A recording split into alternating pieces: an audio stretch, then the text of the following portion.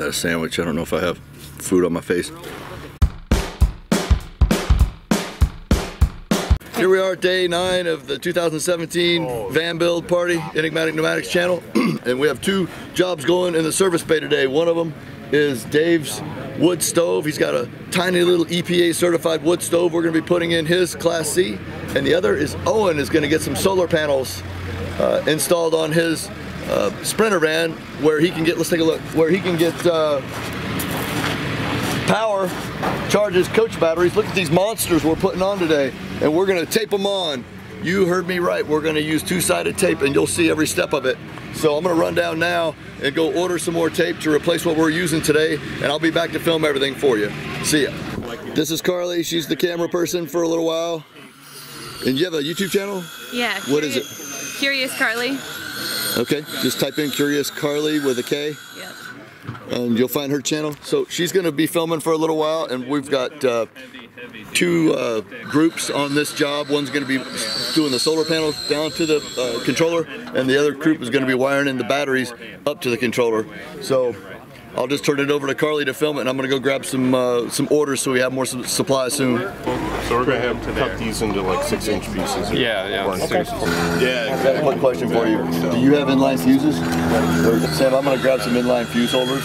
Let's fuse it from the photovoltaic positive to the controller and from the batteries to the controller, okay? It's going to take every bit of the roof. Oh, wow. Oh, that giant thing right there. So unless you want maybe the side-to-side to hang up. That Sun Module Plus 295 watt. So we're 11 foot basically front to back. Okay. The panels are 11 feet. Yeah, they're 5.5. I knew it'd be close. Yeah. But it'll work. In theory, these are going to be cut to about 6 inches, and this part here will fasten to his panel bracing, and then this will adhere down to the roof of his van. So there'll be a section here, section in the middle, and a section on the end. So each panel will have 6 pieces to mount it to his roof. How are you mounting it? It's with a double-sided tape is going to be on this side. It's a commercial adhesive that will, once you attach it, it's done. We've had other RVers here that have used it and have had no issues and have driven many, many miles. So instead of creating individual holes to bolt them through and worry about leak points, it's just going to be a flat adhesive that will cover the whole bracket and will adhere right to the roof. Is the box too heavy to move? Yeah, it's got 4 batteries in there, so. And it's gonna break the box. Yeah, probably it's gonna moving snap because it's such a cheap plastic box. Yeah, I had a heavier duty one. Sorry. Yeah.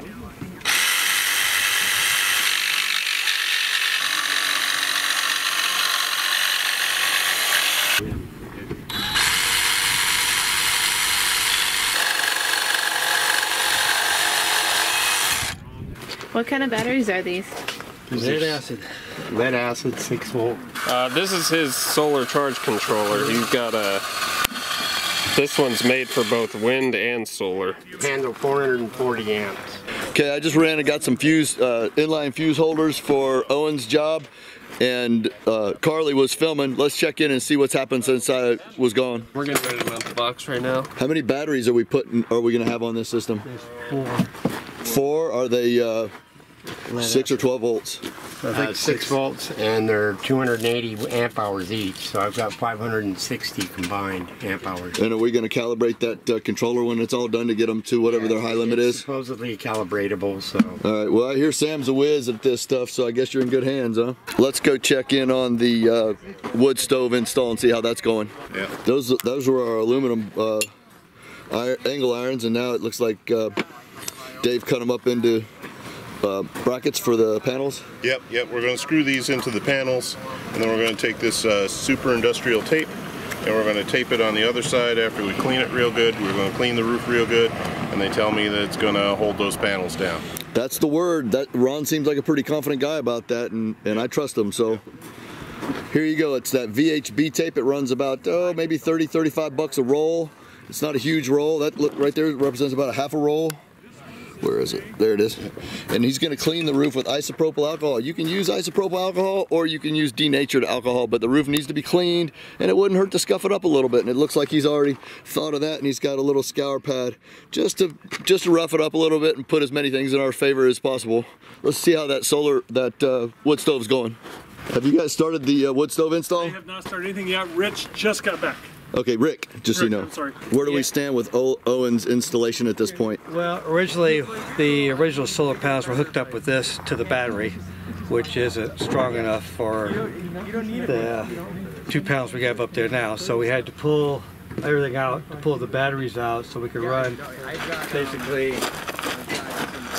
this cable to the battery, to the box, and then we'll have another cable come from the top. But this is strong enough. This is a 6 gauge, and that'll run all the power you need to go from the controller to the box without losing any power. Why is that cable so thick? Because it's Handles more amperage. yeah, it's got really big core versus a really tiny core. So, and that uses a really big lug on it. So you don't. What's a lose lug? The lug. That's a good question. A lug is a terminal that goes on the end of the cable that makes it so you can put it on the battery.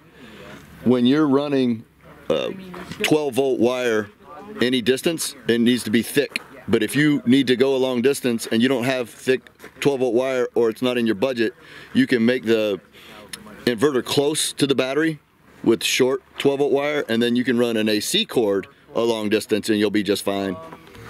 So this is a battery lug. There we go. Lug. And it goes on here and gets crimped onto it. Do you have crimpers for that? Yeah, I do. Okay, so tell us again, Owen, how many watts you're putting on?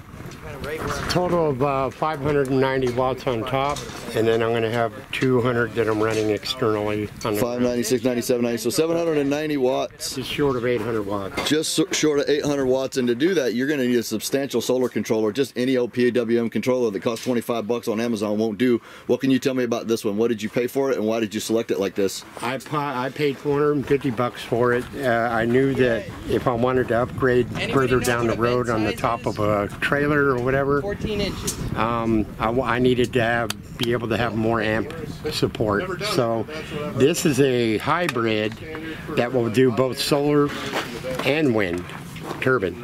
It'll handle 440 amps with the combined turbine and solar, and it should be able to handle any kind of upgrade that I do in the future. And without having to buy multiple, 30 amp or 60 amp or what have you. Okay, Coleman Air? Yeah, it's made by Missouri Wind and Solar. Missouri Wind and Solar, okay. Looks pretty sophisticated in there. And I paid $450 for it, and everything else I shopped around for was like $600 and $700. Okay. So I saved a couple $100.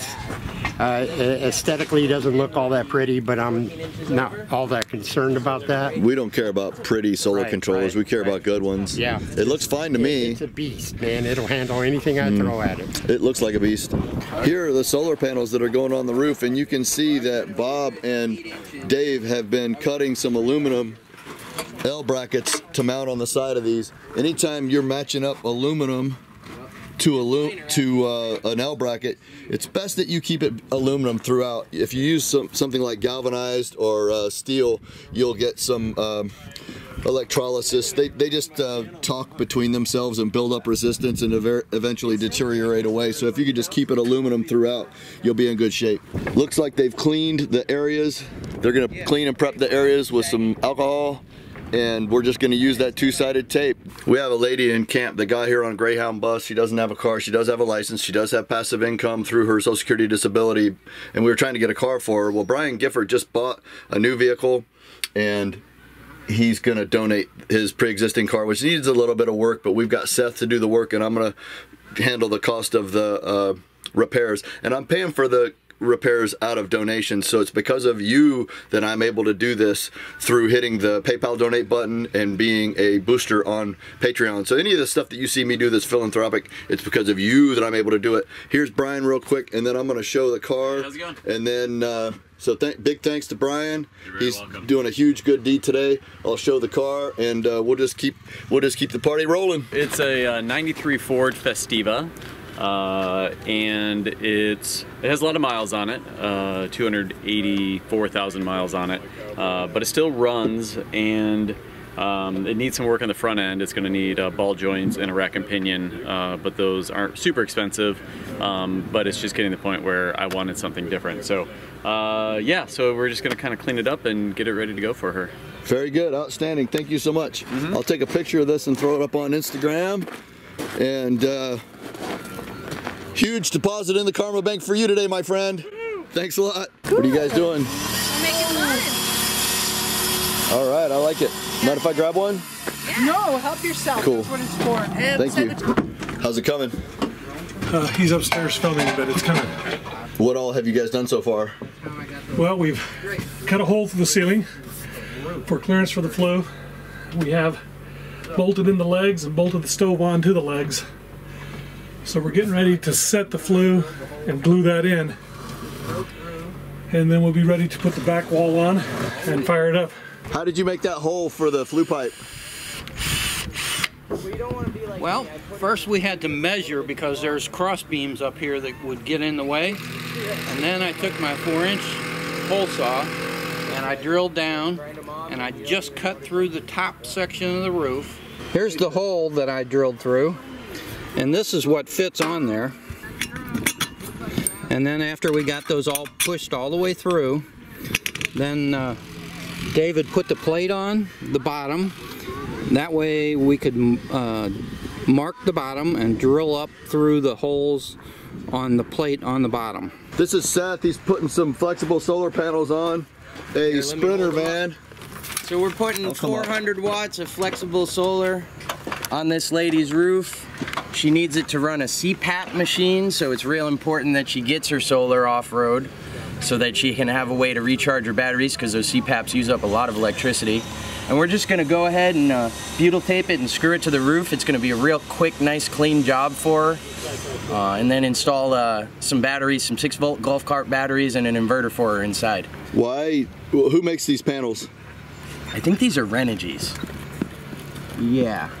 Okay, and why did we use flexible panels that sit down tight on the roof? So she wanted the flexible panels more so that it would be an easy install for us here, and also because these Dodge Sprinter van roofs are a little bit curved, so it can sometimes be a little bit more challenging to mount up rigid panels. And so you're going to tie those in with the MC4 connections and then come down to a solar controller? Yep, we're going to come down to a solar controller and we're going to wire an inverter off the battery for her so she's going to have full AC power in the rig. Is somebody working on that inside stuff? Yep, we got Paul with the Scout right over here. He's working on the interior and I'm working on the roof. Yep. Okay. I'll go buy anything. Everybody, this is Jason. He came in from Florida and he's having some cabinets installed today, among other things. He's donating some really nice batteries to some projects we have going, and he's been pitching in, helping me keep supplied with gas for the generators and other things. And looks like you're in the little pit crew area here to get some cabinets installed today. Yeah, I'm up next. They're going to put these cabinets in up here across the top on both sides. Robert, what do you got going over here today? Trying to get these last couple of bolts on this cargo rack so I can have the option to pack the stuff outside depending on weather conditions or my choice. So you were saying that you might add a solar suitcase at some point or something? Yes. I have cargo rack, or luggage rack with crossbars on top. Let's see what it says. And from what I see, that's an option. But I mean, I'm so new to this game. Right. I just got my license reinstated after 27 years of being a pedestrian. Okay. I hoboed all through the 90s. I've been all the way to Thailand and Israel and Turkey, across Europe. Right. So what do you have for handheld electronics and stuff that you need to power? All I have is one of those prepaid phones T-Mobile. A lot So of you don't need a guys. lot of power? Right. I'd like to be able to charge a laptop, a cell phone, and have some LED lights and a little music. What would you say if I told you that 2 days ago, Catherine donated a 100 watt fold up solar panel that you can have, and we'll get you a battery for it? Big boys don't cry. You know? I don't know what to say, man. Like I said, dude, I came here because after a couple of years of watching videos on YouTube, you know, I've been told I have a good heart. It's been stepped on a lot by people take kindness as a sign of weakness. Right. And I found somebody worthy of helping. That's for the other rig. That's what I came out here for. Not to be helped, but to help others. Well, I think that you're worth helping. Yeah. And come down later today, and I will give you that solar panel kit. And then we'll get you a battery for it. We can go down to Walmart. I was down looking at them earlier today. We can get you like a 106 amp hour deep cycle battery that they have on the shelf. I already looked at. We'll cover the cost of it. It comes with a solar controller, and we'll get you a little inverter too while we're there. And you'll have solar probably by this time tomorrow. I got to set a condition to you doing that. Okay. You got to allow me to, from start to finish, get involved in the solar installations. I came here to learn about the shower installs, the solar, different facets. I got a trunk load full of carpentry and remodeling experience, but the RV van thing is a different facet, and I really like to learn so I can do it like you're doing and help others. Okay, fair enough. Yeah. You're getting in on some solar installs. I'll let you finish your rack and come down and see me later today, and we'll get you that solar kit donated by Catherine, and we'll get you a battery and a little inverter. And so we could have you in power by this time tomorrow. We're going to do the ribeye thing, man. We'll get it in. We'll Okay. get it in. All right, come down and see us. I will. All right. I think Dave and Rick are finished with this wood stove. Let's see how it worked out. Our other install, we have these huge panels. Let's talk about this. These huge panels are 40 volts, and when you're dealing with panels that are 40 volts, it's important that the solar controller, even though it can handle a lot of amps, it has to be able to handle that many volts coming in, or else it'll burn it up. And in Owen's case, the solar controller that he has won't handle it. So he's on the phone with the manufacturer right now, and they're going to give him a credit towards the solar controller he needs. So he's going to be okay, but he's just going to be held up a couple of days on the installation. We just want to make sure everything goes well. Looks like they're putting those panels on right now with that two-sided tape. I'll check back in with Sam and see how it all goes together. But first, let's see how this wood stove went in. I'm real excited about this. I've never seen a wood stove installation. I've seen some flue pipes coming out of school buses before, but I've never seen a stovepipe or a stove installation. So I'm gonna climb up here. Look at how that came out. Nice cute little flue pipe popping out of his roof. It's really short, so it's no real worries about wind resistance. We got to run some safety screws through the seam. Oh, you've got bolts going all the way through? Yeah. Did you just use carriage bolts or something with a slot screw head? 4-inch bolt. 4-inch Okay. head, 1/4 inch. And we're okay as far as not having to put a box on this for the heat exchange? That's going to be all right? Yes, sir. That's what they rate it for? Yeah, and that's what it's designed for, is to go through boat decks. I know you're a very thorough guy, and so if it called for something else, I'm sure you would do it. It looks great, and you're just going to use scrap from the hardware stores and or wherever. Like he said, if you buy one tube before, it'll probably last a week or two. Absolutely. You just get like a Douglas fir or something like that. Yeah, anything hard. It'd burn quick if it's pine, I suppose. But well, just it looks any kind awesome, of scrap man. wood that doesn't have glue in it. One more time, what's the name of that? This is a Cubics Mini stove. Okay, and Rick is the man behind the scenes that made it all happen, and he has a business, Builder Rick, and he also has a YouTube channel. Why don't you give us a shout out on that? Yes, my YouTube channel is Builder Rick, and it's BILDRRICK. And what can people expect if they go to your channel? What kind of content are you posting? I post everything from me putting a new CP3 pump, which is a fuel pump in my diesel, to going to Zion Park, to driving through the cave in Zion, and just my life, basically, on the road.